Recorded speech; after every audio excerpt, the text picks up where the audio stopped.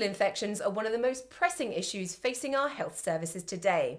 According to the Department of Health, 1 in 10 patients acquires a hospital infection, and those who do contract an infection stay in hospital nearly 3 times longer than ordinary patients, placing tremendous financial pressure on our already strapped-for-cash health services.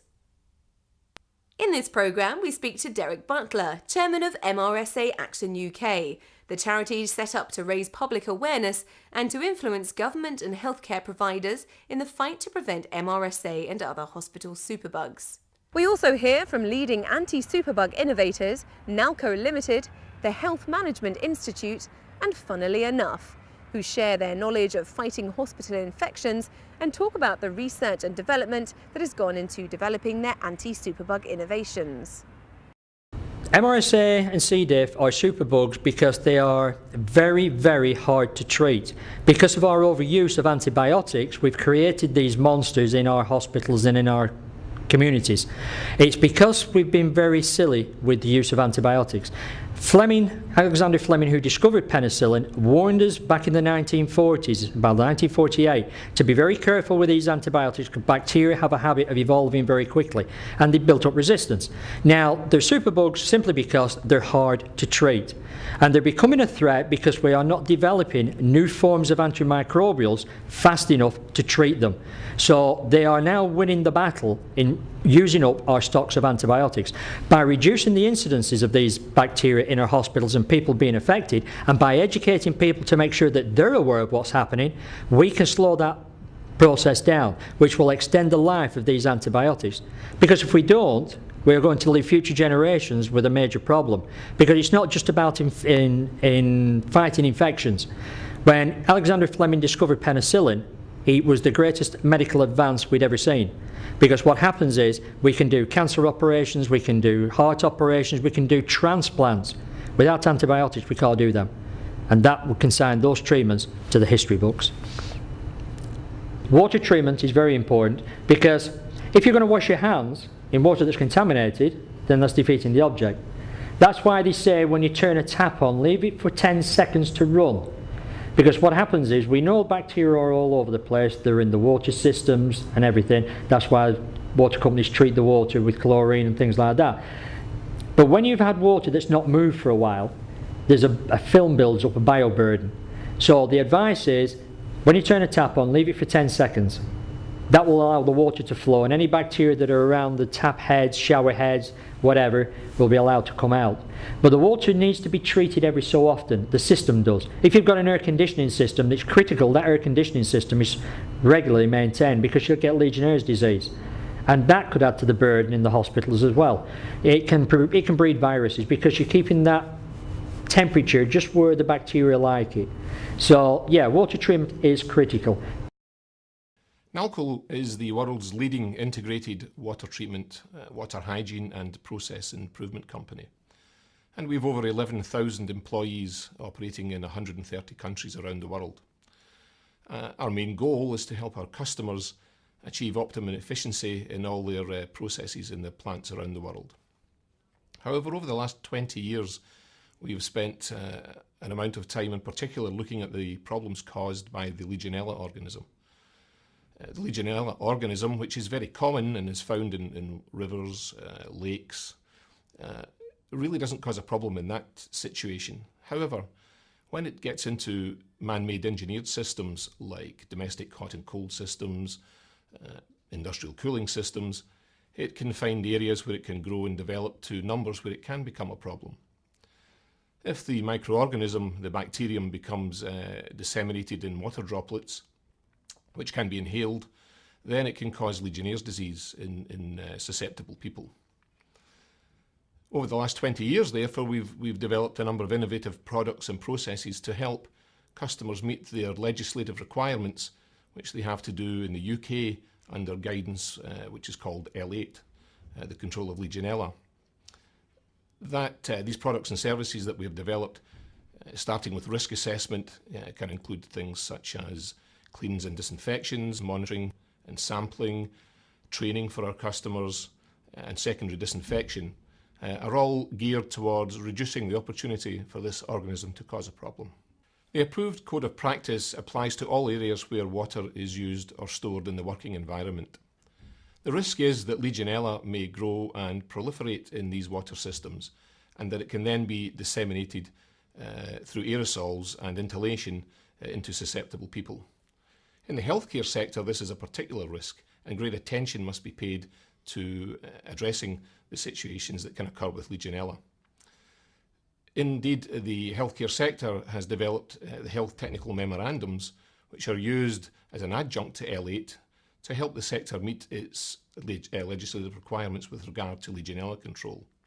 The control process always starts in both L8 and with the health technical memorandums with a risk assessment. And the risk assessment must be suitable and sufficient and address the management issues, the operational issues, and many of the other situations that are found in a hospital environment. Well, with responsibility, you normally find that when everything is going well, everybody likes to take on responsibility, but when things are going badly, nobody wants responsibility. And within Belfast Trust, we have the Chief Executive and Trust Board who carry corporate responsibility for overall patient safety. That's backed up by ourselves in the Estates Department, who consist of a team of estates professionals who are technically competent, and they enable the Trust to carry out its technical and statutory obligations, for example, compliance with best practice such as L8. With a trust such as this and corporate, we have 5 key pillars of the organisation, ranging from safety, modernisation, staff, resources, and we try and focus all our business to deliver safe and effective care for everybody, and that includes patients, staff and visitors alike. Water systems can be complicated. We have a lot of various types of water systems, types of facilities, and we like to ensure that the delivery of better patient care is at the focus of everybody's attention. The responsibility within estates brings us down into the technical route, and hot water systems, cold water systems are, along with electrical systems, are the lifeblood of any healthcare environment. Without any one of the two systems, the hospital will not be able to function and provide the services it is desperately needed to do. So responsibility rests with everyone within the organisation, primarily with us to ensure that the systems are robust and can deliver what is required, and that is safe and effective care through the provision of safe and clean water systems. I feel that the biggest problem with regard to resources that we face is being able to demonstrate that we can utilise our existing resource effectively and efficiently.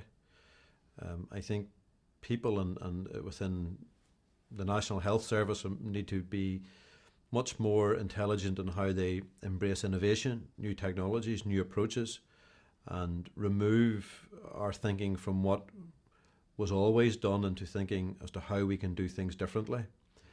And I personally believe that it is wrong to go and say we don't have enough money or resource to complete a task if we haven't yet examined that our methods and how we are currently managing the issue are efficient and effective. If we can show to our senior managers that and to the government and to the taxpayer, importantly, that we are working efficiently and effectively in doing it, then the case for new funding can be much easier to make and to attain. But it would be extremely unwise and it is bad practice, I believe, to ask for further resource whenever you have not yet demonstrated that you're expending your existing resource effectively and efficiently. And I believe that can be achieved through modernisation and innovation, especially in the field of engineering and healthcare engineering in particular. Where healthcare organisations have partnered with Nalco, these organisations have access, therefore, to a number of innovative processes and products that we can supply to help them meet their legislative requirements. As well as doing that, it helps these customers meet these requirements within their normal utility budget.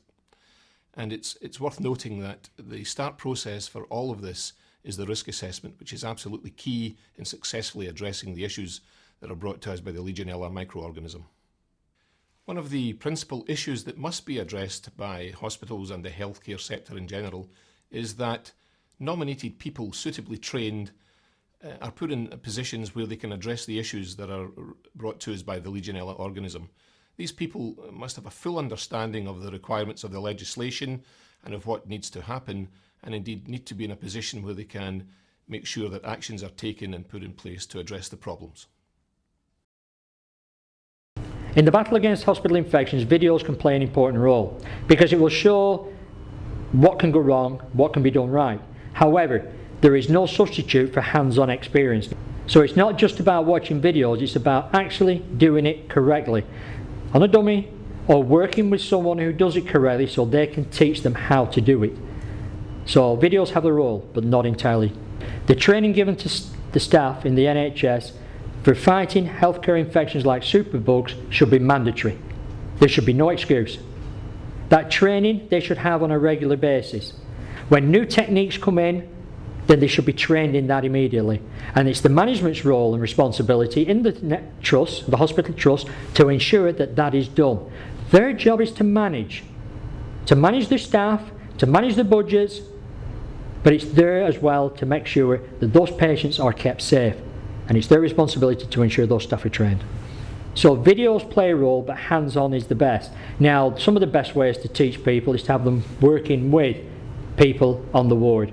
Now, we know that happens because doctors teach doctors, but it's teaching them the correct method.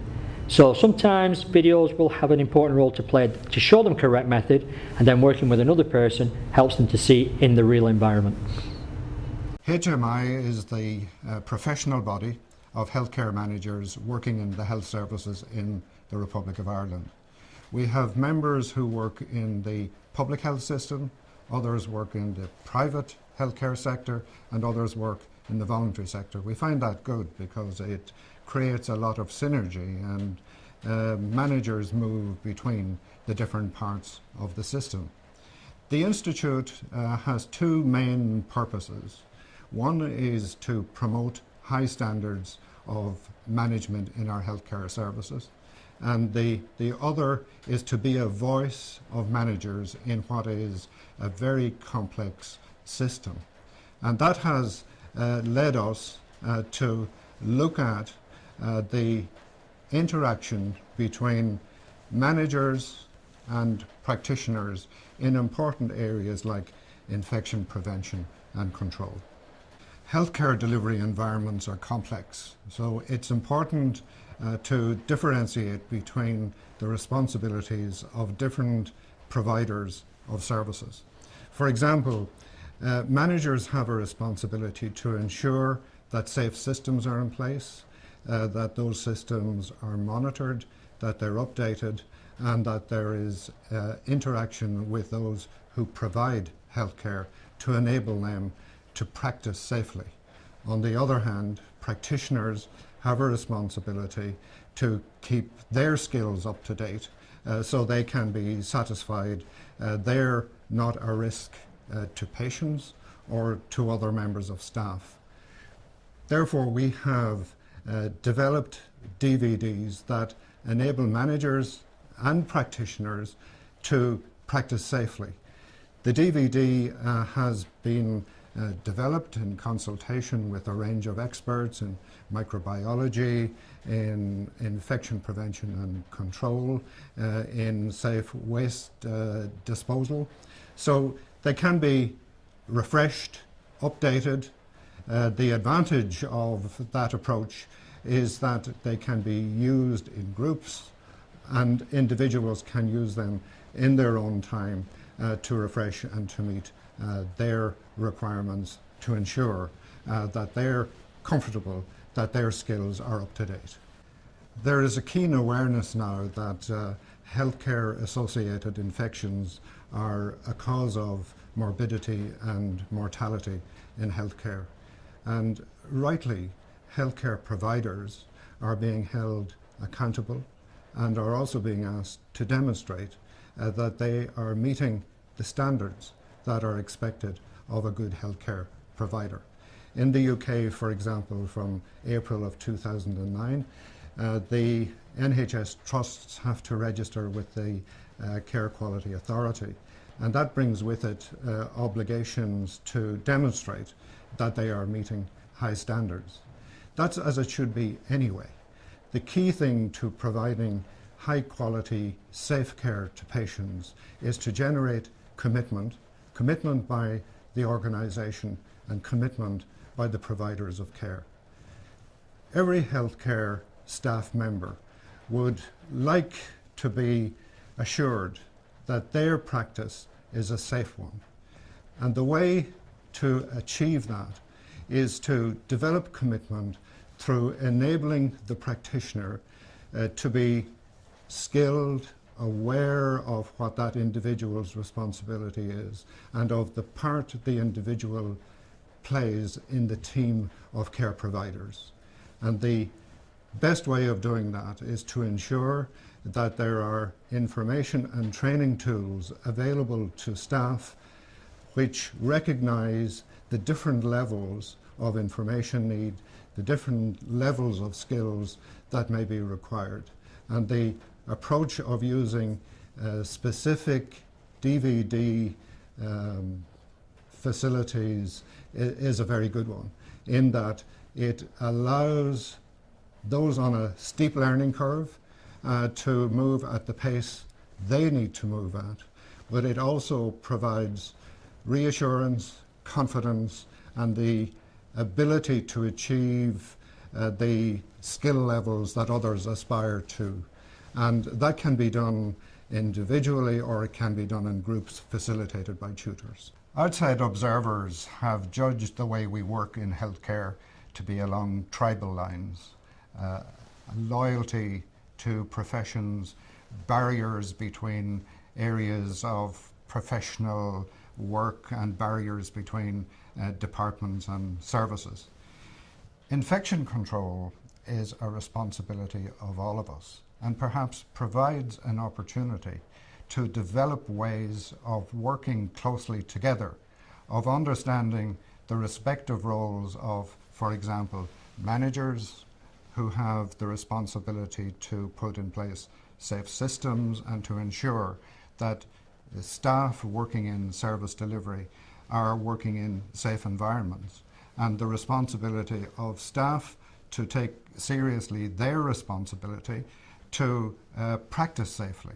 So collaboration, team working, putting the patient at the centre of what each of us does, regardless of the area we work in, is going to be a key way of improving the effectiveness of the way healthcare systems work. And perhaps this is an opportunity to, in practice, develop ways, better ways of doing that, so that we will, through that as well, find ways of being more effective right across the service delivery area. Hospital-acquired infections can be spread very easily by many ways. Even from the fact of urine samples, blood samples, things like that. There have been some false test results from the way people have done them because they've had the bacteria on the skin.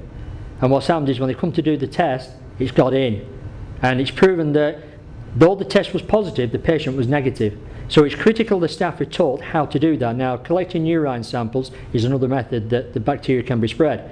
And if it's on a person's catheter bag, or a person has a catheter bag and they are infected with MRSA, and that member of staff does not use a proper technique, if they take another bag for testing, just because they've handled it, it's possible that you will get a false reading. So it's critical we do it in a proper manner, and they have to be trained to do that in a proper manner. Catheter bags and sampling, they can transfer the bacteria. Funnily Enough is a small company made up of my brother and I. He came up with the female freedom funnel, which is the product that we have now. He asked me to come in and help him, leave my PR business, which I did now and again. He wanted to call this product the female freedom funnel, and he liked the word funnel because that's what it is. So we incorporated that into the name of the business. The female freedom funnel we turned into the Peasy because you're peeing and it's easy, and it was a nice brand. Now, of all the benefits that PZ can offer, one of the key ones for hospitals and surgeries is that it will prevent cross-contamination of bacteria and infection. Why? Because you're peeing into the funnel, everything goes into the bottle, your hands remain dry. Everything stays inside the funnel. You're not contaminating the toilet seat, you're not contaminating the floor, but you're not contaminating your hands. If you've got pee on your hands, you go and turn on the tap, you wash your hands, you get everything off, you turn the tap on, you've got the bacteria back again. PZ offers 4 significant areas of improvement in the medical field. First of all, it restores dignity to the patient, which is very much on the NHS agenda at the moment. It changes a messy and undignified procedure into a clean and efficient one. It makes patients very happy, and I can vouch for that, giving it away in practice. The second benefit is to the environment. It improves the hygiene in the healthcare environment, so it improves the workspace for employees and everybody down the chain of handling of a urine sample, because this bottle is going to be clean all the way from the toilet to the laboratory, which cuts out a whole chain of possibilities for cross-contamination. And when you remember that urine can carry MRSA, hepatitis virus, HIV, chlamydia, gonorrhea, as well as all the common pathogens that cause urinary tract infection, then you realise there's a very significant impact on reducing the substrate and the bugs that can cause hospital-acquired infections. Thirdly, there's a reduction in the contamination of the actual sample. If urine splashes off the perineum or off the user's hands into this bottle, it'll take contaminants from the environment, making the sample unreadable. It's a bit like throwing a packet of weed seeds into your garden, and when they grow, you can't see the flowers anymore. We want to see the flowers. And the flower in this case is the single species bacterium that's causing the urinary tract infection. So we have a cleaner sample. The laboratory is spending less time analysing mixed contamination, mixed growth samples as they're reported as, so we're getting better results quicker. And that leads on to the fourth improvement, which is the cost savings to the NHS, which are considerable.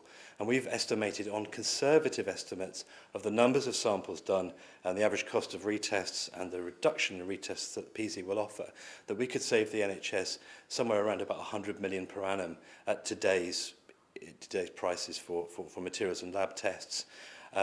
The potential for savings is actually probably a lot bigger than that, because we don't have the evidence, but we think that the number of samples is considerably greater because we're working on conservative estimates.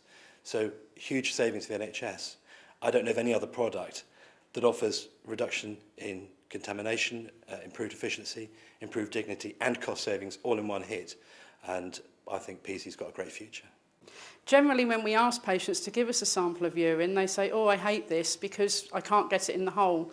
And we show them the PZ and explain that the instructions are all on the back. If they're unable to follow the instruction, we piece it together for them. They're quite happy with this and say what a clean approach it has been to it and how clean it is to the environment, and a lot easier for them to use. Having suffered with urinary tract problems for quite a while now, I used to use the old method, which was the specimen bottle. Any which way you tried to get the urine into the bottle, it was disgusting. You used to get it all over the floor, all over your hands. It was so unhygienic. With the PZ, it's brilliant. It's so easy to use. You just cup it under yourself, and it really should be put out there for everybody to use. It is absolutely brilliant. As the woman who has tried every single prototype of PZ since its inception, I know this works. I know that this will deliver efficiency to the NHS. It will save nursing time, cleaning time, but it will save a lot of money. There are 50 million, at least, female urine samples delivered to the NHS every year. That doesn't include the private sector. Now, the NHS reckons that we will save about £2 per patient. That's because of the reduced number of retests. About 16% of that 50 million will have to be retested. A retest is on average £8.75.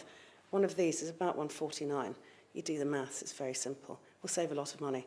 Added to that, from a commercial perspective, it's a British invention, it's British designed, it's made in the UK. We don't have very much manufacture here, but we export. We've just sold 75,000 to Holland. We're about to sell in the States. We have an agent in Australia. Korea are interested. This could be very, very big for the UK on so many different levels. Hospital infections cost the NHS over £1 billion every year. They prolong a patient's stay in hospital, force them to take unplanned time off work, and put extra pressure on hospital resources. The investment by the private and public sectors into research and development of innovations that will combat the superbug menace is playing a crucial role in helping the NHS eliminate bacteria and reduce the risk of infection and cross-contamination of hospital patients. This is Georgina Burnett, and you've been watching Tackling MRSA and Other Hospital-Related Infections.